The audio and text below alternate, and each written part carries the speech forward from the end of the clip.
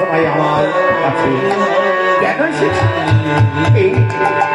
এই কৈলাস রক্ষা করো, এই শম্ভুকে রক্ষা করো, এই দানবগুলিকে রক্ষা করো এক এক করে। কালে ভৈরবী এই জগৎকে বিনাশ করতে চলেছে, রক্ষা করো এই দানবগুলিকে, রক্ষা করো। ভোলা মহেশ্বর এই দানবগুলি যদি ধান হয়ে যায়, জগতের মুক্তি সব বেঁচে যাবে। তাই এই দেবীকে শাস্ত্র করবার জন্য আমি একবার চেষ্টা করব, যেমন করেই হোক এই দেবীরা তাকে শান্ত করতে হবে। আমায় আমি ছাড়া এই জগতে আরো পাই। তবে যাও যাও শম্ভু, আমি কথা দিলাম যেমন করেই হোক মহামায়াই কাল আমি তাকে শান্ত করবো, তার বলতে আমি শান্ত করবো। যাও তব চরণে প্রণাম। এবার তাহলে আসছি, তাই বলে হরি বল। এবার মহাকালে চলেছে সেই ভদ্র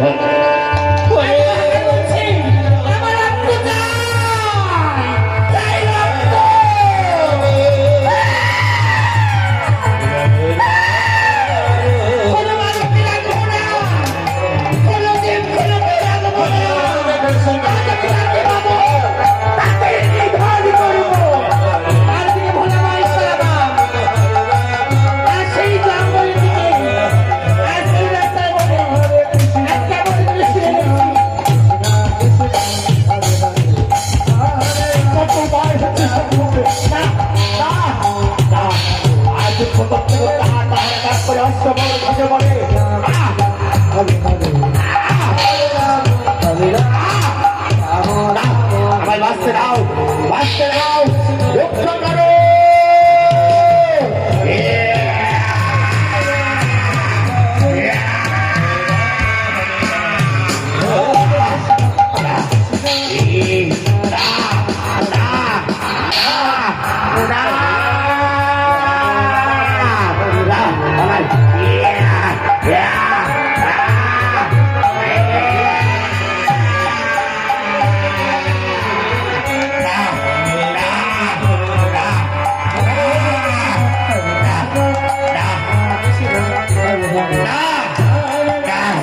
এবার ভোলা মহেশ্বর হরি বল হরি বল হরি বল হরি বল।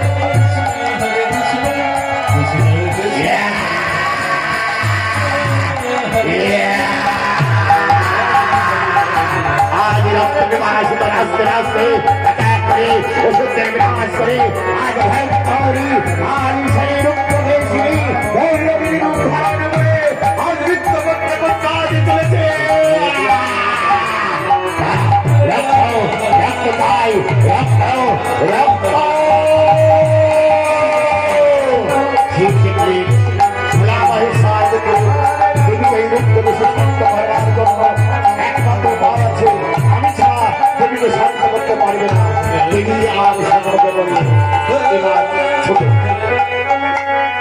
ভোলা মহেশ্বরকে তার চরণ তার মায়ের চরণ করতে নিচের দিকে তাকিয়ে দেখলো ভোলা মহেশ্বর, তার দেখে তার মুক্তি আজ জীবী বাড়ি হয়ে গেল।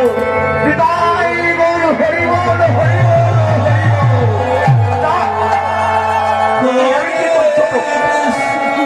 আমি কি করলাম?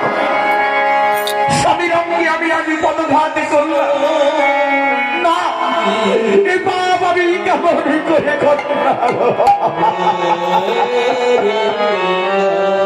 আমি স্বামী মোর পদ তলে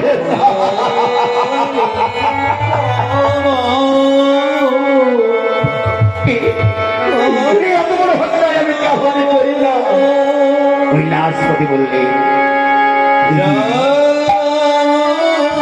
আজকের পরে আমি যদি তোমার পদতলে চু এই রূপ জগতের মাঝে তোমার প্রচার হবে মহাকাল রূপে, ঘরে ঘরে হবে তোমার পূজা, জগতের মাঝে তোমার এক রূপ হবে মহাকাল কালী।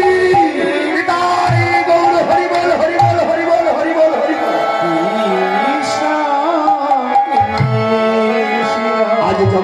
আছে। আজ সেই কালী জগতের মাঝে আবির্ভূত হয়ে সভ্য বিসভ্য করে ধারণ করে ও